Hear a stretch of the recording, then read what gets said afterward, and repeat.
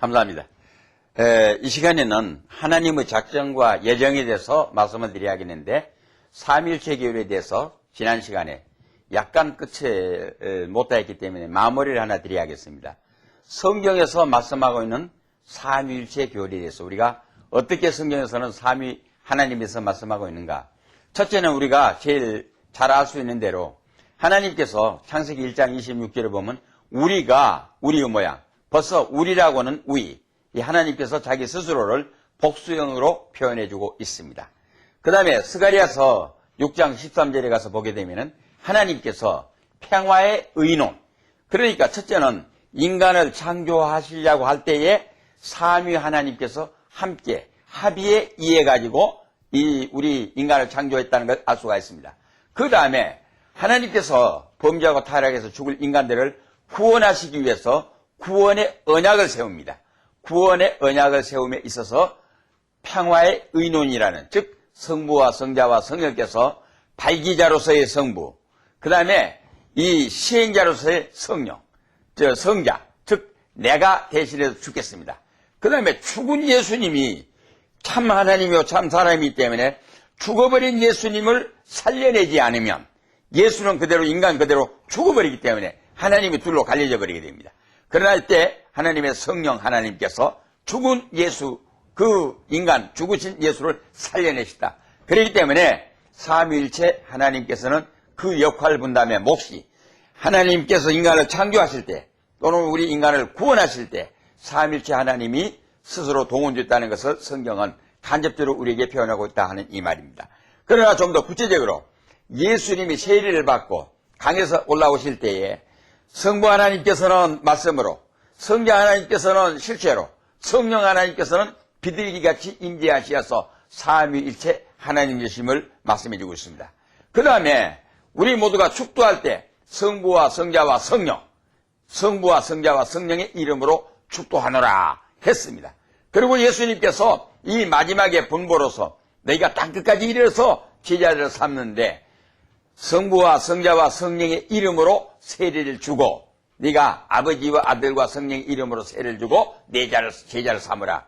그래야 그로부터 시작해서 계속해서 모든 사도들과 하나님의 교회 목양자들이 삼위의 이름으로 모든 것을 선언한다 하는 이것은 자연히 성경에서 주어진 교회의 문제이기 때문에 그대로 하는 이것은 하나의 철학적인 의미에서 이성적인 판단이 된 게 아니라 하나님의 신비한 교리와 신비한 계시의 지식에서 나온 답입니다. 이렇게 마무리에 들어가고 오늘 이 시간에는 하나님의 작정과 예정에 대해서 말씀을 드려야겠습니다.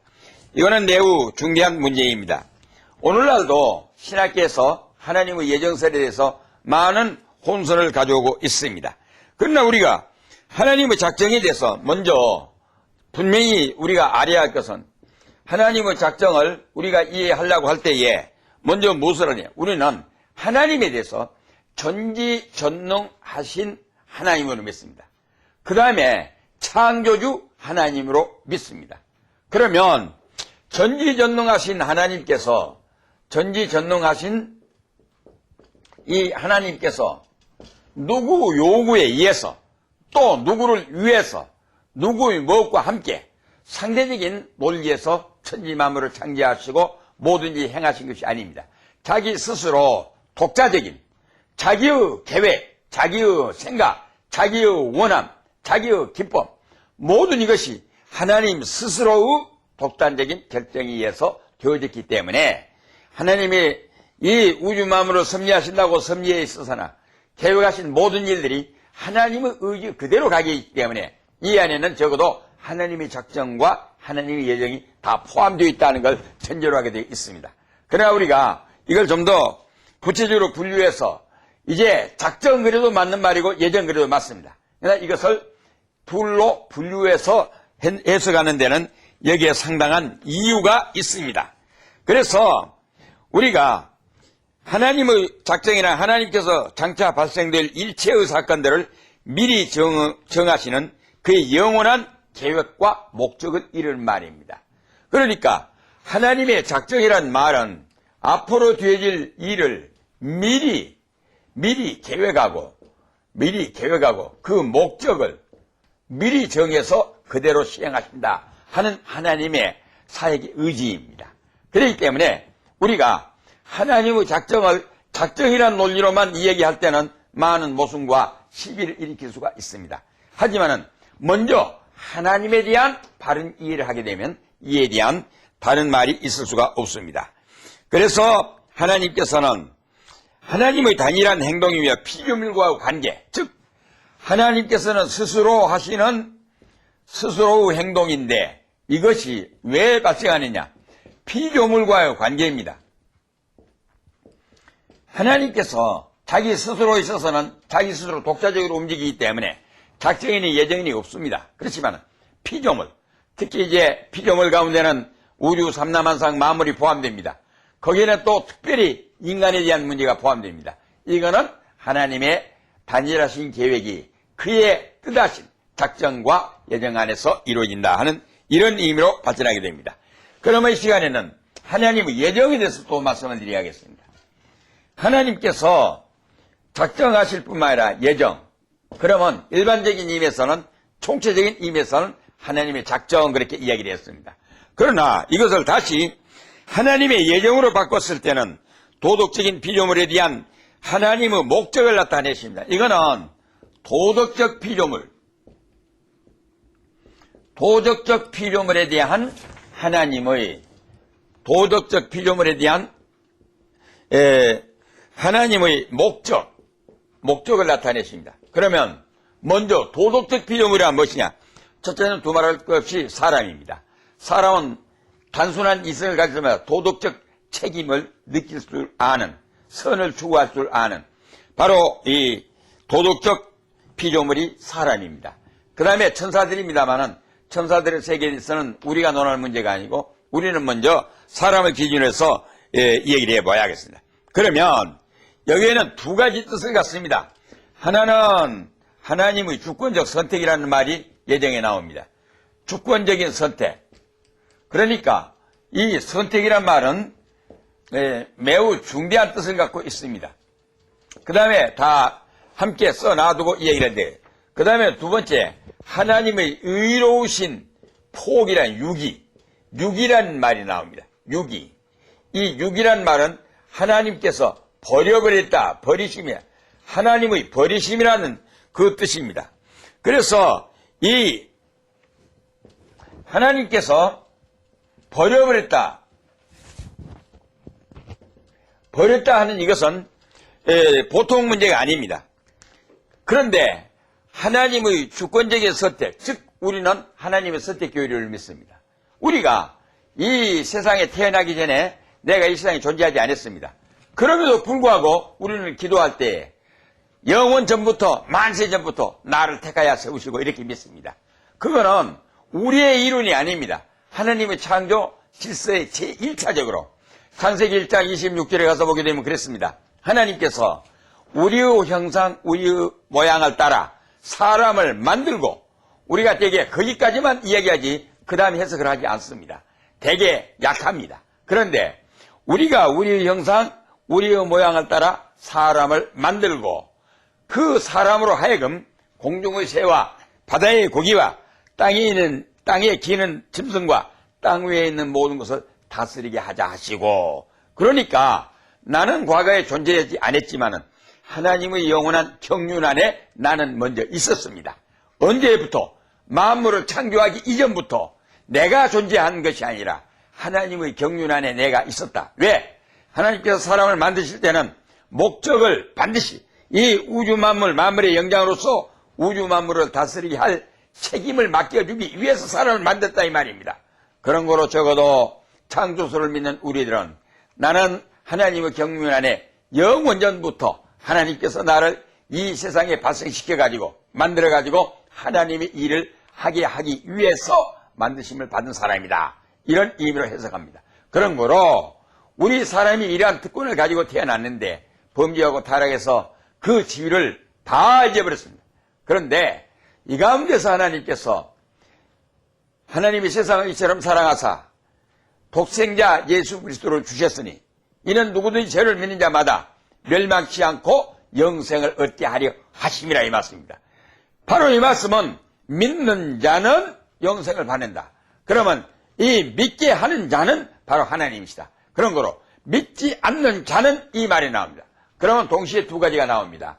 하나님의 주권적 자기 스스로 원하는 자를 엘렉션, 선택하셨다 그 말이 나옵니다. 그러면 그 다음에 육이라고 하는 말로 동일시킨 단어로 해석할 때는 좀 어색합니다만은 선택해서 구원하지 않는 사람은 전부 버려졌다 이 말입니다. 그렇기 때문에 이거는 하나님의 의로우신 판단 하에서 스스로 주권적인 행사로서 선택하지 않았다. 즉 유기했다. 버렸다. 이 말이 되겠습니다. 그런 거로 하나님의 선택 교리는 영원한 하나님의 경륜 안에서 특정 이스라엘과 같은 나라를 선택하십니다. 국가를 선택하십니다. 개인을 선택하십니다. 역사의 어떤 잘잘못에 대한 또 시시비비에 대한 하나님은 어떨 때는 하나님의 독자적인 의지, 자기 예정에 의해 가지고 역사도 운행하시고 국가도 이제 흥하게 망하게 개인도 이제 구원 못 받게 멸망시키게 하나님의 자의적인 의지에서 발동된 하나의 행위로서 하나님의 예정이라는 교리가 이제 도는 것입니다. 그래서 우리들은 어느 누구도 이 하나님의 예정 교리에 대해서 반대할 수가 없다는 것은 단순히 예정 교리다 이렇게 얘기를 할 때는 시시비가 나옵니다. 나올 수가 있습니다. 그렇지만 우리가 분명하고 정확하게 알아야 할 것은 하나님의 예정 교리에 대해서 우리 사람이 창조주 하나님, 전지전능하신 하나님에 대한 본질적 이해를 바로 이해했을 때는 하나님의 이 주권적인 선택이라든가 하나님의 의로우신 유기에 대해서 시비할 수가 없는 바로 정당한 교리라는 것을 우리가 알 수가 있습니다. 그 다음에는 하나님의 창조에 대해서 알아봐야겠습니다. 하나님의 창조입니다. 이 문제는 매우 중대합니다. 우리나라는 아마 제가 알기로는 1984년 4월달 미안합니다만 다기에서 모든 국정교과서에서 창조론을 배제하고 진화론으로 통일하자. 이거는 우리 역사의 불행입니다. 이 역사는 참으로 암담하고 불행한 역사. 우리 한국에서 더더구나 장로님 대통령을 세워놓았는데 그때의 김모 여자 문교부 장관 때입니다. 다기에서 결정해가지고 모든 창조론을 배제해버렸기 때문에 우리 교회가 큰 문제를 지금 알고 있습니다. 왜 그러느냐? 아버지 어머니는 교회에 가서 성경 믿고 창조론을 주장합니다. 그러나 사랑하는 자녀들은 전부가 진화론으로 가지고 통일된 개념을 가지고 있습니다. 이 문제가 앞으로 해결지어야 할 문제입니다. 그래서 이 진화론에 대한 문제를 철두철미하게 우리가 이 창조론과 함께 연구하고 규명해서 이 문제를 실현시켜 나가야 할 것이고 적어도 이 에볼루션이라고 하는 이 진화론에 대해서는 철저한 분석을 해가지고 여기에 대한 답변을 정확하게 해서 잘못된 것을 바로잡아야 할 기독교적 책임이 있다고 생각합니다. 그러면 이제 하나님의 창조에 대해서 말씀하시는데 사실상 이 창조라고는 이 교리는 어느 학문적인 지식에 아무 군데도 없습니다. 어느 책을 보더라도 창조라는 학설 자체가 나타내서 기록된 일이 없습니다. 그렇기 때문에 우리 성경은 히브리서 11장 3절에 말씀하시기를 믿음으로 하나님께서 이 천지 만물을 창조하신 것을 아나니 그랬습니다. 그런 거로 이 창조 지식은 신앙의 지식입니다. 신앙의 지식. 신앙의 지식이 히브리서 11장 3절에 말씀해 놓았습니다.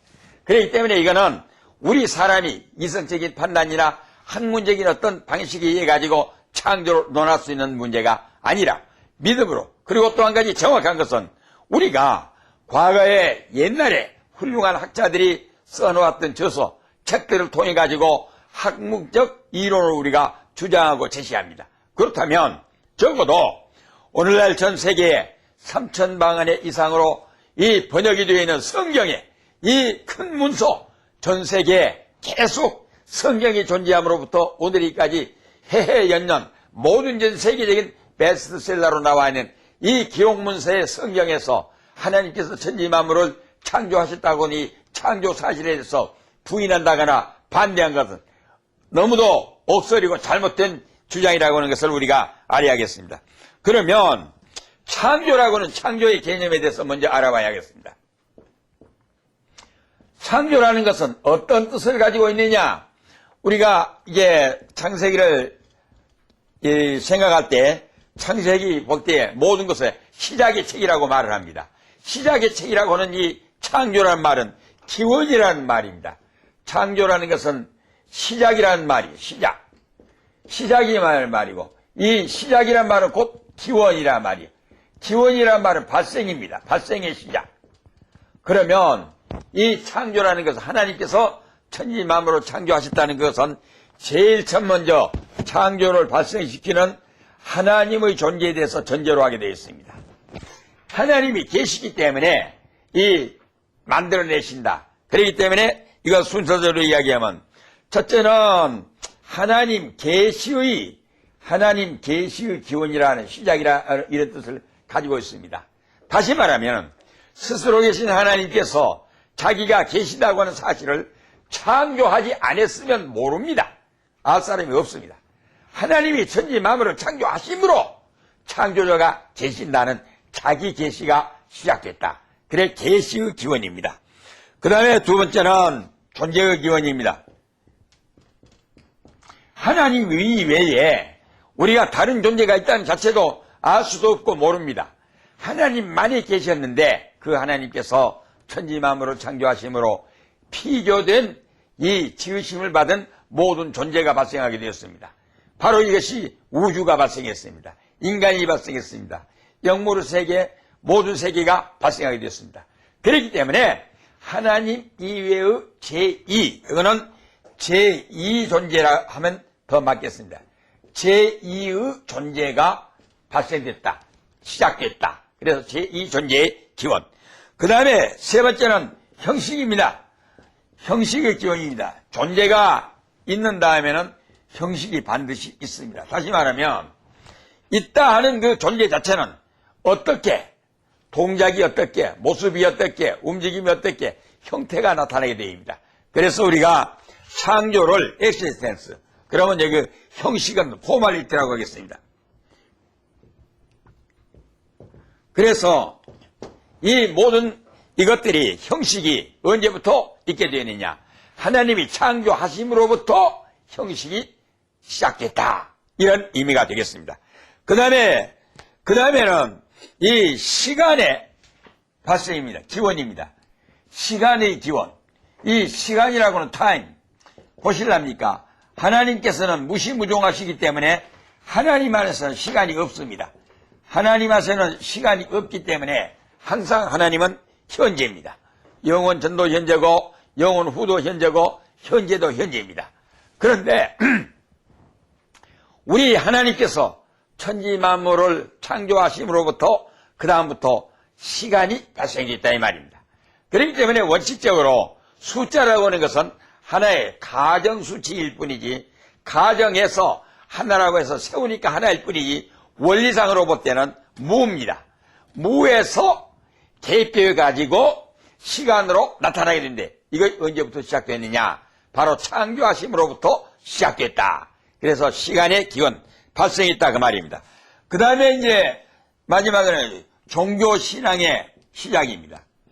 이 종교나 이 신앙이라는 이 자체가 하나님이 천지 만물을 창조하시기 이전에는 없습니다. 그럼에도 불구하고 이제 창조하심으로부터 종교. 그러면 왜 종교가 돼? 에덴 동산에 아담이 있을 때 하나님 닮음의 이성을 가진 사람으로 만물의 영장으로서 만들어 놓았습니다. 그러면 만물의 영장으로 하나님께서 사람을 만드셨다는 그 말 자체가 곧 하나님을 향한 이 피조의 세계를 전부 다스리는데 다스림에 대한 직위상의 분류가 선지자로서 제사장으로서 왕으로서 이 만물을 대신해서 하나님 앞에 나아가고 하나님의 뜻을 이룰 수 있도록 그리 되어 있습니다. 그런데 이 우리 인간이 범죄하고 타락함으로 인해 가지고 영원히 죽지 않은 생명력을 잃어버렸고 만물의 영장으로서 이성적 최고의 권위인 선지자로서 왕으로서 제사장으로서 이 직책을 수행해야 할 건데 그 직위를 박탈당해서 잊어버렸습니다. 그런 거로 예수님이 우리 생명의 구원자로서 또는 그리스도가 우리의 이 잃어버렸던 만물의 영장의 치유의 회복자로서 그리스도로서, 그래 예수 그리스도로서 우리를 회복시켜 주었다. 그러면 이것이 현재 우리의 신앙입니다마는 원리의 시작은 하나님과 피조물 사이, 피조물을 대표한 인간 사이에 종교 신앙적인 의미에서 하나님 앞에 나아갈 수 있도록 이렇게 지음을 받으셨던 것입니다. 이 말입니다. 그 다음에 가서는 두 번째, 하나님이 6일 창조입니다. 우리가 잘 아는 대로 하나님께서는 엿새 동안에 천지 만물을 창조하시고 이래 되는 날에 쉬셨습니다. 그런 거로 하나님의 6일 창조에 대해서 우리가 잘 알아야 할 것이 있습니다.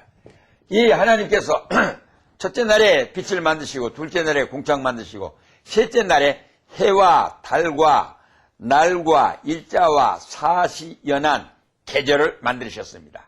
그 다음에 다섯째 날에 다섯째 날은 바다의 모든 고기, 공중의 새들 만들으셨습니다. 그리고 여섯째 날은 우리 고등동물과 함께 우리 인간을 만드셔서 마지막으로 인간을 이 피조물에 하나님이 즉 창조하신 피조물의 꽃이요 멸류관으로서 인간을 만드시고 일곱째 날에는 쉬셨다. 이것이 6일 창조 7일 안식에 대한 교리입니다. 그런데 바로 이 첫째 날에 빛을 만드셨다는 이 빛이라고 하는 이것은 원리의 빛입니다. 원리의 빛이기 때문에 과학자들이 말한 대로 이 태양빛이 아닙니다. 이 빛이라는 건 하나의 광명 또는 광채, 그래서 이것을 라이트라고 했습니다. 그러면 이 빛을 우리가 말할 때 왜 그러면 이 빛이 태양빛이 빛과 다르냐? 우리는 태양빛 자체가 무슨 빛인가? 이거는 우리가 잘 하나의 전자파의 파장, 즉 에테르의 이 충동에서 나오는 발생의 현상이지 그 자체가 빛이 아닙니다. 그런 거로 이 빛의 원인의 제공자는 하나님이라 하는 걸 알 수가 있습니다. 그래 이거는 두 가지 의미입니다. 하나는 우리가 이제 태양광선처럼 우리에게 물리적으로 과학적으로 즉 이 전자파의 에텔 발생의 충동에서 발생하는 빛이라고도 이야기할 수가 있고, 하나는 보이지 않는 모든 생명원으로서의 하나님의 그 생명원의 빛이라, 이렇게 두 가지로 해석해 볼 수가 있습니다. 그러나 이제 6일 창조를 우리가 어떻게 받아들여야 할 것이냐? 이제 우리가 책을 통해서 6일 창조에 대한 분석을 할 수 있겠습니다만 어떻게 받아들일 수 있겠느냐? 여기서 하루를 24시간으로 하는 이 24시간 하루로 하는 설과 하루라고 하는 하루를 똑같이 주기로 보는 설이 있습니다. 주기설. 그래 다시 말하면 하나님이 6일 동안에 천지 만물을 창조하신데 일이 24시간 된 하루 이틀 살 이것하고 한 주기, 하루라고 하는 것은 1억 말년도 될 수 있고 2억 말년도 될 수 있고 한 주기다. 이래서 24시간의 일일설과 주기의 일일설이 있는데, 이거는 이제 여러분께서 여기에 보조 강의로서 책을 통해서 구체적인 설명을 받기로 하고, 여기에 말씀드린 것은 24시간의 하루가 처음부터 끝까지 똑같다. 7일 안식까지 똑같다. 이 한 가지 정확하게 결론을 내드립니다. 그리고 안식하셨다는 것은 하나님께서 모든 일을 마치시고 쉬셨다 했는데 끝났다가 아닙니다. 창조사역이 끝났다가 말입니다. 그 다음에 섭리사역은 계속됩니다. 그러면 이 안식일 하나님께서 복 주어서 우리 사람들도 안식하면서 하나님 앞에 성별해서 경건하게 하나님과 휴식하며 경건하게 맞이할 수는 축복된 예배의 날로 주셨다. 이렇게 해석할 수가 있습니다. 그런 거로 우리가 이 7일, 6일 창조, 7일 안식에 대해서 다른 이제 개론을 이야기할 수 없는 것입니다. 그 다음에 이제 자연적으로 따라온 것이 하나님의 섭리입니다.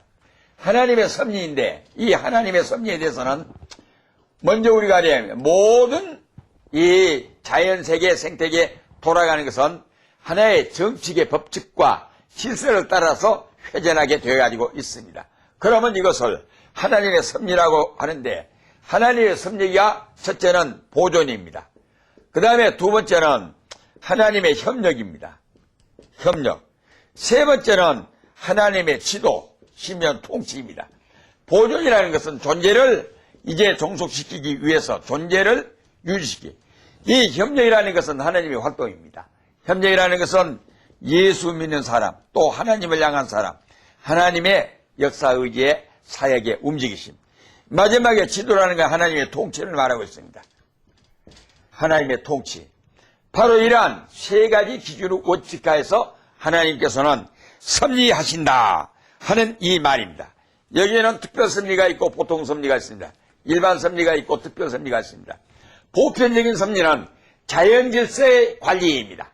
그러나 하나님의 특별 섭리는 역사적인 천재지변의 사건이라든가 전쟁이라든가 한 인간에게 특별히 이적적 사건 베풀으신 것, 이것은 하나님의 특별 섭리의 범주에 들어갑니다 하는 이 말이겠습니다. 바로 이 모든 것들은 하나님의 살아계신다고는 하나님의 생존에 대한 살아계심을 증거해 주는 것입니다. 동시에 이 말씀은 하나님께서 특별히 관리하시고 계신다는 걸 말씀해 주고 있습니다. 그래서 우리가 여기에서 하나님의 섭리를 이야기할 때에, 우리가 하나님의 섭리를 이야기할 때에 무엇보다도 알아야 할 것은 하나님께서 일반적인 모든 것을 직접적으로 간섭하고 계시면서 섭리하신다 이 말입니다. 그런데 우리가 여기서 한 가지 빗게 나가야 할 문제가 있습니다. 그게 뭐냐면은 인간의 숙명론을 믿는 운명론입니다.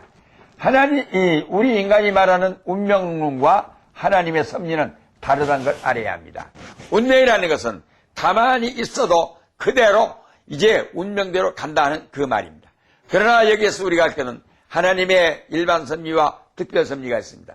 일반 섭리는 일반적으로 사람이 살아가게, 생존해서 살아가면서 모든 활동 생활할 수 있게 그대로 두심입니다. 그러나 여기는 특별 섭리가 있어가지고 구원으로부터 시작해가지고 모든 이적적 사건, 또 이제 역사의 운행, 천재의 지변이 일어나고 있는 모든 것들, 이것들은 하나님의 의지에, 기준에 도달하지 못한 것, 맞지 않는 것은 하나님께서는 선을 베풀 수 있고 상을 줄 수 있습니다.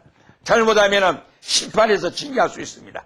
그렇기 때문에 우리가 단순한 운명론으로 갖고는 해석할 수 없는 하나님의 섭리라는 절대 이 교리를 가지고 우리에게 하나님께서 다가오신다는 것 성경은 우리에게 말씀해 주고 있습니다.